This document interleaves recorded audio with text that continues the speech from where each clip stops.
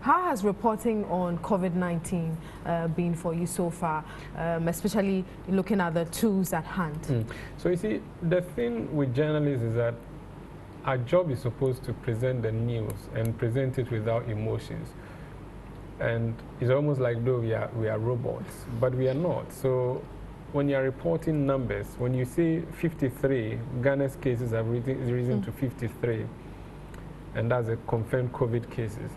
These are not just numbers. These are physical human beings, and they have relatives. And if each of these people have an extended family of 10, then that's like 500 people affected already, emotionally, and so on, even if they are not affected through contracting the disease.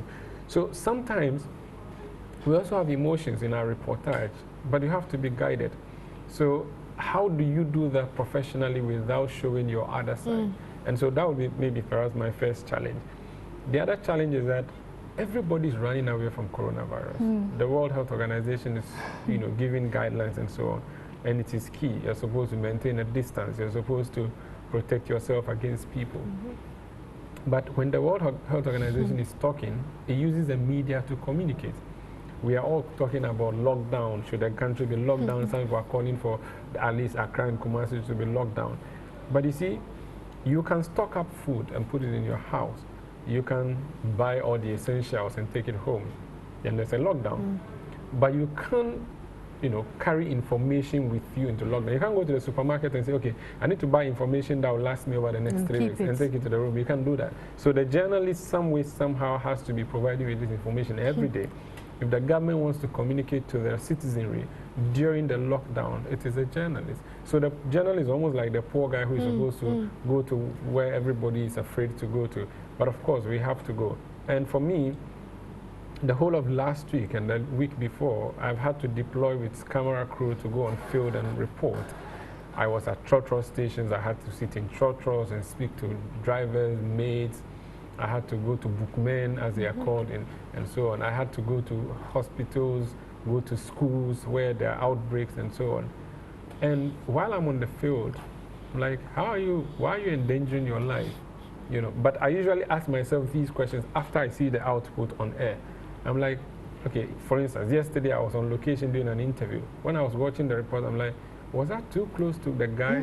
If he was speaking and he was spitting, would I, swallow that? And I started asking myself these questions. So the GJ has said we should be careful, but how careful can you really be? Exactly. We're here, we have to do this work, we have camera crew and so on. So it's pretty difficult, but I guess prayer will help. Prayer will definitely help. Eugenia, has government been forthcoming with information as far as COVID-19 is concerned? Jackie, I'll say to an extent. Okay. But the fears or the doubts or the things running through our minds is, to what extent is what government is relaying the accurate or the reality? Right. Okay. We have people saying the figures they're putting out is actually more than what we are being told.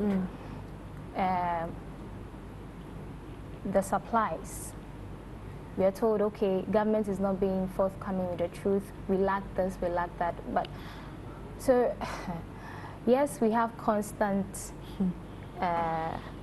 updates from the government. I think that, well, on their part, they're doing what they can, but in my journalistic mind, to what extent is this information the reality or the real information on the ground? And one challenge I have is with this whole COVID-19 pandemic is sifting through government or political communication. It's a great challenge for journalists because even you being out there, you're afraid. And so getting information that probably contradicts what government is saying is not something that you can easily get. So you mostly rely on what they say, build on it, right? And so I'll say they're doing their best, but more needs to be done. How difficult has it been? I'll come to you, Umaru, on the same question, but how difficult has it been to stay away from political propaganda in this pandemic? First of all, like I always say, a journalist has to be or have that element of doubt. And so you don't take everything you're told hook, line, sinker. The politicians will always, you know, play their games. And so it is up to you as the journalist to do your work, verify, cross-check, go onto the field, speak to people. And you see,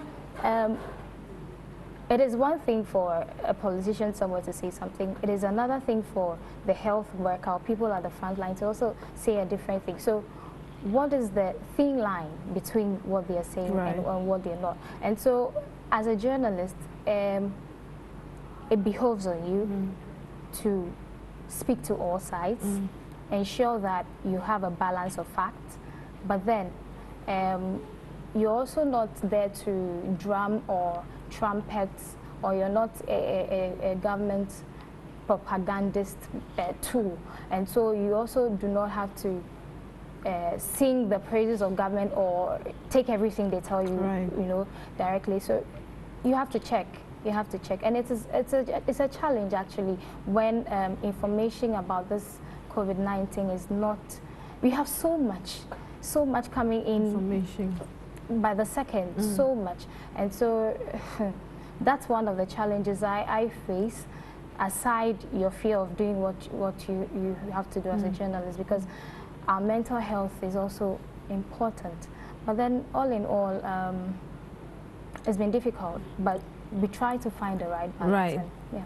Umaru, Sanda, staying away from political propaganda in reporting COVID-19 issues or on this pandemic. Yeah, if you're a professional journalist, you're able to read between the lines. And I think she said that as a journalist, you have an element of doubt. What I've said to myself is that I trust everybody by half. Right. So if I trust you 50%, it means I distrust you 50%. So whatever you say to me, and because of the job we do, politicians are always in touch with us, trying to push information. And the information is always a selfish interest information. And so if you're not smart enough to sift through and know that, hey, this guy, what he's pushing to me, there's a plan. I mean, they have sent you all these messages saying all of these things, and they'll put figures and so on. And if you understand propaganda works, propaganda and information overload, the idea is to throw as much as they can to you and make you believe it, thinking that it has some level of authority. But how do you do that? You have to cross-check, of course. So the government itself can engage in propaganda and politics. The opposition can engage in propaganda and politics. In the early days, the Chinese media were complaining that the Communist Party, which rules China, was engaging in propaganda, saying that they were overcoming the disease when they were not.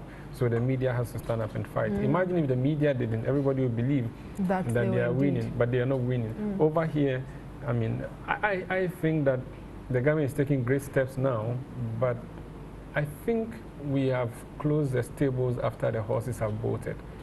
We should have shut down and prevented people from coming in. Mind you, until 3 months ago, I have never heard the word Wuhan before. I mean, I know China, I may know Hubei province, but I never knew Wuhan.